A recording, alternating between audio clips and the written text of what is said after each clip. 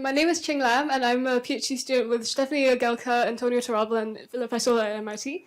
And today I'll be talking about some ongoing work on fairness-aware reward optimization with friends at TUM and Max Planck. So this deals with fairness in LLMs, which are often tuned with, say, RLHF. And while previous methods also care about fairness, they go about it in pre-processing, where you filter data, or post-processing, where you already have a model and are trying to make it fair post-hoc. So it's very hard to get theoretical guarantees from this. And so what this means is that your model would only be as fair as your data is, which is not really. So we say that, we take a fresh perspective. We say that we actually need a fair reward model to be able to provide fair supervision during RL fine-tuning in order to align the LLM with fair behavior. And lastly, we also offer a new perspective on what it means to be fair during reward modeling, which is, we say that a fair reward model is one that fits humans' preferences equally well, independent of sensitive demographic attributes such as race and gender, but conditional on unrestricted attributes, things that matter in context, for example, one's age, education, status, etc. So if you found this not completely uninteresting, feel free to see me at my poster 4. Thank you. Hi everyone, I'm Chiara, second year PhD student at Hertie School Berlin and currently visiting at MIT. So in electricity markets, demand needs to be met at all time. So power generation companies can sometimes exploit situations where they have market power to increase prices. This is not a theoretical issue. If you're not familiar with it, you can Google California electricity crisis that happened in 2000s and led to blackouts and bankruptcies. So right now, to monitor market power and mitigate electricity bids, companies, system operators are using so-called automated mitigation procedures. The problem with these procedures is that they are deterministic, they are very rule-based, and sometimes they don't adapt to changing systems, right? So we are using unsupervised anomaly detection to extend these procedures, and we also want to use explainable methods so that decision makers can trust the decisions of the algorithms. If you're interested in talking electricity markets of the future, you can see me at my poster over there. Hi everyone, I'm Qing Yun. I graduated from MIT last year, and I'm now a research scientist at IBM Research. So imagine searching for a needle in a haystack, and then now you understand that you also have to reason about it as well. So large language models, they are very powerful, but when it comes to very complex multi-step reasoning tasks, they often stumble. So in our research, we propose MemReasoner. It is a memory augmented language model that's specifically designed to tackle this challenge. So MemReasoner does 3 key things. It learns the temporal order of facts, and it also refines reasoning by doing query update. And then finally, it also adapts at inference time to focus on what truly matters. So we test MemReasoner on multi-hop reasoning tasks with long destructor field context, and also sometimes with unseen target answer. So if you are curious about what exactly is MemReasoner and how we do what we do, so please come to my poster. Thank you. Hello everyone, my name is Irini and I'm a postdoctoral fellow at MIT. So today I'll talk about an active learning framework for quantifying the likelihood of extreme events. But what is an extreme event? An extreme event is a rare and high magnitude phenomenon which deviates significantly from the typical system behavior. For example, in the context of ocean system, an extreme event is this rare and large wave, which we call, maybe you know, as a rock wave, which impacts the resilience and cost of ocean structures. However, it's very important actually to estimate the likelihood of those extreme phenomena. But the bottleneck here is that we have limited access, or there is this problem of data scarcity on extremes. So this active learning framework actually is a smart way to address this problem. So it is basically a sequential sampling method which relies on an algorithm which does exploration and exploitation of the parameter space in a systematic way and strategically identifies the most informative training data points. So having these targeted data points, we train machine learning models and we evaluate thousands of extreme scenarios and we ultimately estimate their statistics. So if you find this an interesting area, please feel free to stop by my poster later. Thank you.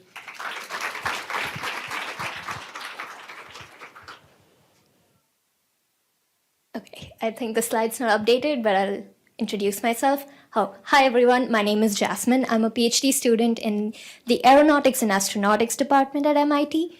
My poster is titled Cooperation and Fairness in Multi-Agent Reinforcement Learning. And the key research question that we ask is, can we teach agents, and agents could mean robots or autonomous vehicles, to complete tasks in a fair manner without significantly sacrificing efficiency? And this means, can we teach agents to choose to pick tasks in a manner that balances the load of all agents and at the same time not do it in a way that sort of compromises on efficiency? So the answer is yes, we can agents can learn fair behavior without a significant decrease in efficiency. And here, when we mean fairness, we pick a resource to distribute, and we call it distance traveled because our framework is on transportation or navigation tasks. And then we teach agents to pick tasks using a min-max fairness method that also considers efficiency in its computation. So when you train using a min-max assignment and then you deploy robots in the real world, they choose tasks in a fair manner even without telling them what tasks to choose. To know more, come to my poster. I'm number 8. Thank you.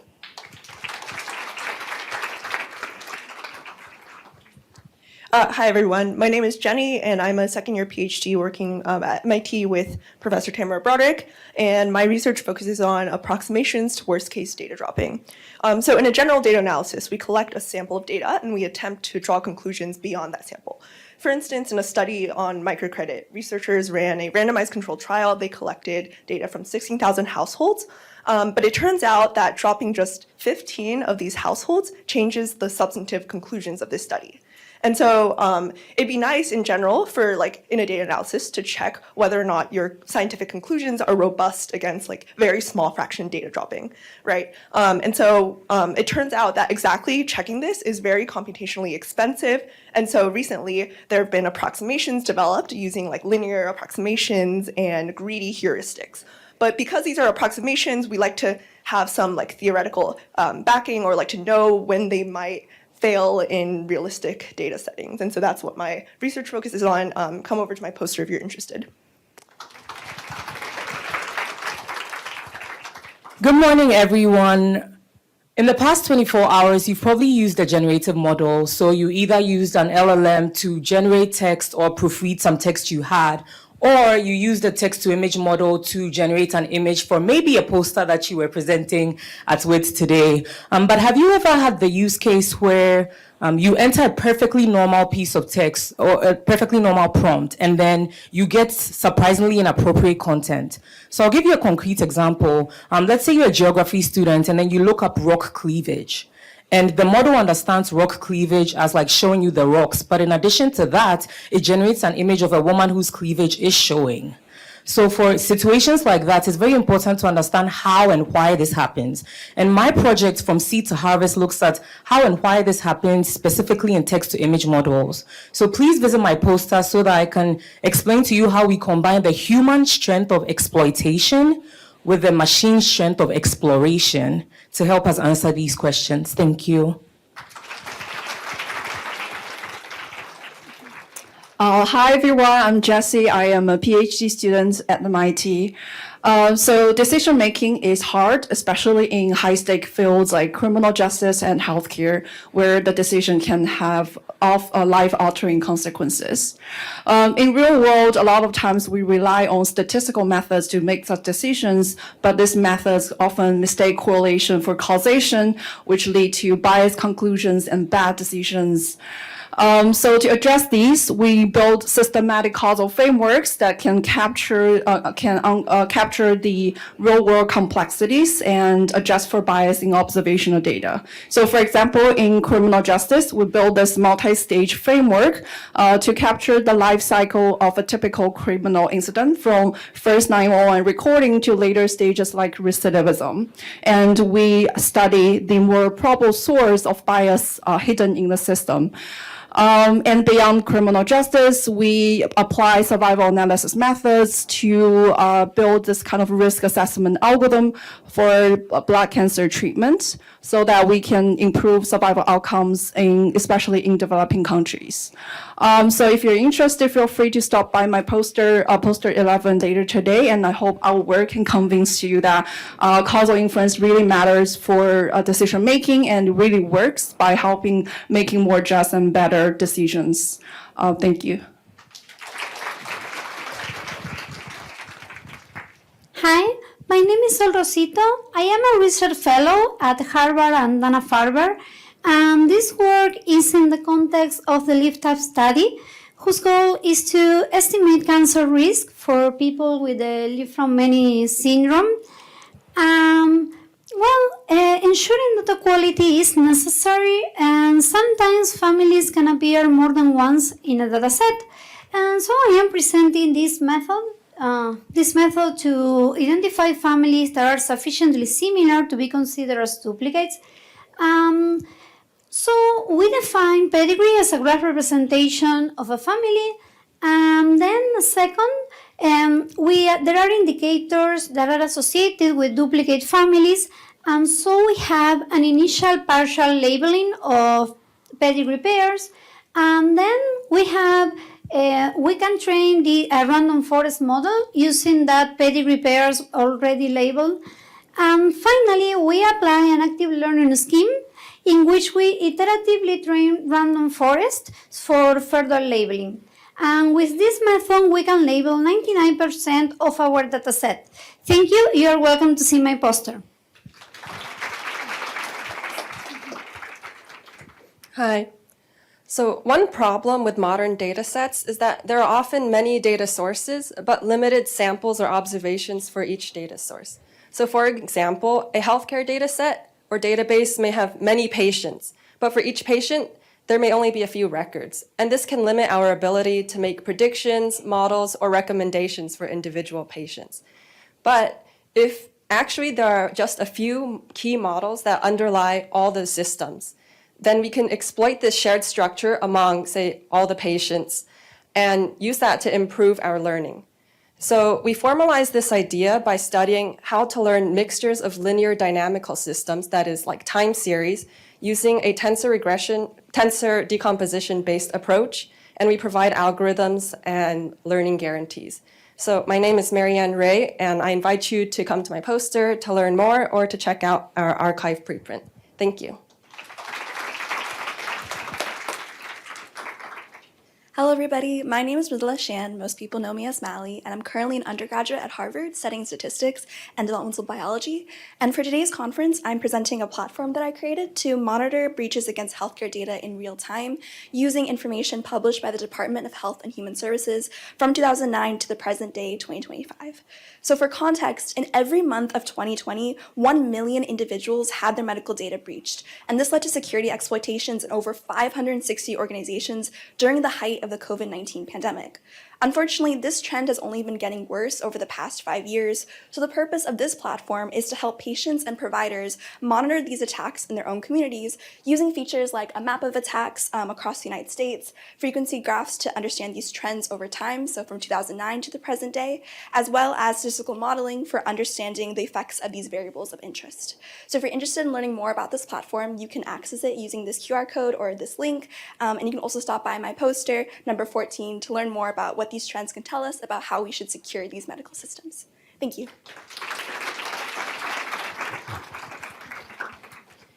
Hello everyone, I'm Neslihan. I'm a postdoctoral research fellow at Psychiatry Neuroimaging Lab at Brigham and Women's Hospital. Today I'm excited to share our research on neighborhoods and children's neurodevelopment and unrevealing the link between environment, brain structure, and cognition. We know from the prior research, where children grow up is matter and affect their physical and mental health, but its effect on cognitive development and brain pathway is a less understood area.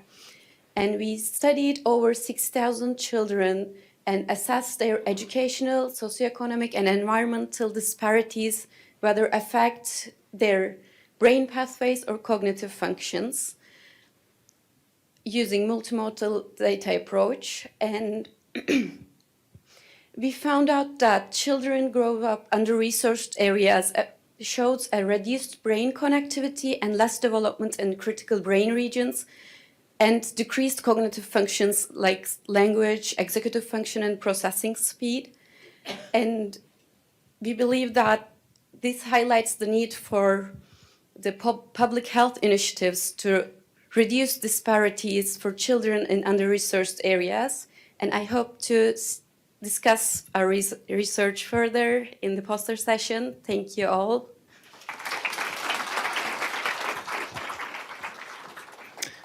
Good afternoon, everyone. My name is Indra Satati, and I work at Framingham State University. So today I'll be discussing an oversampling algorithm that was developed to solve the issue of imbalance. When you're working with a binary classification model, it can often be difficult to fit a model that has a high balanced accuracy if one class occurs with a much lower frequency than others. And some examples of this include predicting retention rates or developing a spam filter. And so one solution to this is to oversample the data set, and that essentially tries to introduce new patterns into the data set and into the feature space that mimic those of the smaller class. One problem with this, though, is that it could actually end up introducing more overlap into the data set, or it could create patterns that don't actually mimic what we see in the minority class. So we developed an algorithm, an oversampling method that actually trains on the data set and chooses hyperparameters for the oversampling process that are tuned to the specific data set. The goal here and what this achieves is that you end up with a oversampled data set when you train on a classification model that has improved balance accuracy.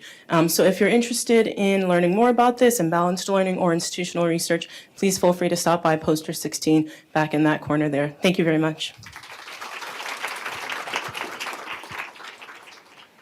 Hi everyone, I'm Shreya. I'm a PhD candidate at Harvard Medical School. Today I'm going to talk about an evaluation framework for the clinical use of LLMs. Did you know that the clinical ability of LLMs is assessed by their performance on medical exam questions? Sure, exams do benchmark knowledge, but think about your last doctor's visit. It wasn't really a test, it was a conversation. The doctor asked you questions, patiently listened to your symptoms, and pieced together your story in real time to then reach the diagnosis. So why should we evaluate AI models based on static one-shot exams when the real use case is actually conversational? And by evaluating in a static manner, we are providing these LLMs with all the information upfront and making it a very easy task for them. So we developed a framework called CraftMD, which simulates realistic doctor-patient interactions using AI. It consists of AI agents and also medical experts in the loop. So when we evaluated different LLMs using our framework, we found that sure, LLMs were performing really well on these medical tests, but they suffered from their ability in information gathering, their ability to understand scattered information and then reach the correct diagnosis. If you're interested in this work and you would like to discuss more about current LLMs, pitfalls, and how to improve them, please stop by my post number 18. Thank you. Hi, everyone. My name is Shreya. I'm a PhD student at MIT working with Kathy Wu. The project I'm going to be talking about today is on quantifying controllable congestion with traffic flow optimization. So the motivation for this work is that everyone hates traffic congestion, users, infrastructure management companies, DOT, and there's been a lot of interest in the sector of transportation on lower cost and smarter congestion mitigation strategies. So these are things like variable and digital speed limit signs, mobile notifications, and even things like autonomous vehicles. So the way, at their core, all these technologies work by trying to control the speeds of vehicles on the road to better and more efficiently operate transportation systems. But one big unknown with these is that we still don't know the benefit that they could provide. And so the question that we're trying to answer with this work is how many vehicle hours of highway congestion could be mitigated with these control strategies. So we formulate this this is what we call controllable congestion. It's not the total amount of congestion that exists on roads, but specifically the congestion that we can do something about. And we formulate this as an optimization problem where the actuators in the system are speed limits that are set at discrete and regular time and space intervals. We model traffic dynamics with a macroscopic traffic simulation and use model predictive control, which is a rolling horizon optimization method to solve for what are the optimal speed limits that we should set across a highway network. And some of our initial results show that in a bottleneck setting, so where there's 4 lanes that drop down to 2 lanes, we can control roughly 62.4% of the congestion, meaning that the delay would reduce by around 62%, which is quite significant. So if you're interested in hearing more or have any questions, feel free to stop by my poster. It's poster 19. Thank you.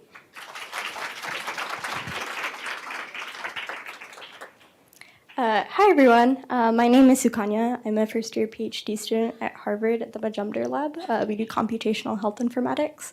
So the US has been suffering from an ongoing substance overdose epidemic, and traditional forecasting models, for instance, like seasonal ARIMA, have some limitations in, say, capturing nonlinear trends or incorporating external covariates that limits their prediction accuracy. So my research is exploring the use of deep learning models for this forecasting task. Our key hypotheses are sort of twofold. One are that these deep learning models will produce better prediction accuracy compared to our baseline SREMA, and that 2, they will forecast a more severe future scenario that will highlight the urgent need for better intervention planning. Preliminary results after training our baseline model and a simple LSTM architecture on CDC Wonder data from 2015 to 2020 indicate that the LSTM model does have slightly better performance compared to our baseline model in terms of both validation and testing, which suggests that they could have potential for producing more reliable results, especially during timelines that have more uncertainty, such as during the COVID-19 pandemic. I'm currently working on scaling this methodology to incorporate more complex architectures for these models, as well as other modeling approaches. Our work is in collaboration with a couple of state health agencies that will be able to use these insights in order to inform their resource allocation strategies. Thank you. Thank you so much.